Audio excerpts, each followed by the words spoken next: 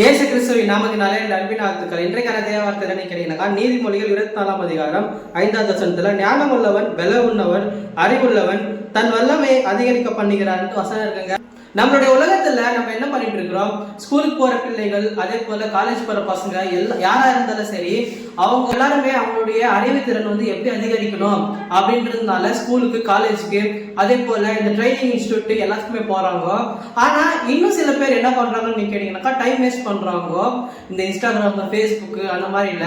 ஆனா கர்த்தருடைய பிள்ளைகளுக்கு இன்னைக்கு நல்ல அறிவும் நல்ல திறனும் நல்ல ஆற்றலும் கொடுக்குறாருன்ட்டு கர்த்தர் தாங்க சொல்றாரு. என்ன பிரதர், எனக்கு இருக்கிற இப்ப அறிவு திறன் போதுமா அப்படின்னு நீங்க கேட்டீங்கன்னா கண்டிப்பா இல்ல. நீங்க ஜென்ரலா உலகத்துல இருக்கிற ஜனங்க பாருங்க, ஏதாவது ஒண்ணு கத்துக்கிட்டே இருப்பாங்க, ஏதாவது ஒண்ணு செஞ்சுட்டே இருப்பாங்க. ஆனா நம்ம உலகத்துல இருக்கிற ஜனங்களை விட கர்த்தருடைய பிள்ளைகள் எப்பவுமே சந்தோஷத்தோட மனமகிழ்ச்சியா இருக்கணும். அதுக்காகத்தான் கர்த்தர் உங்களுக்கு ஞானத்தையும் பலத்தையும் அறிவையும் கொடுக்க போறாருங்க. இந்த வார்த்தை உங்களுக்கான வார்த்தை தாங்க, நீங்க பயப்படாதீங்க. எப்பவுமே கர்த்தர் உங்க கூட தான் இருக்கிறாரு.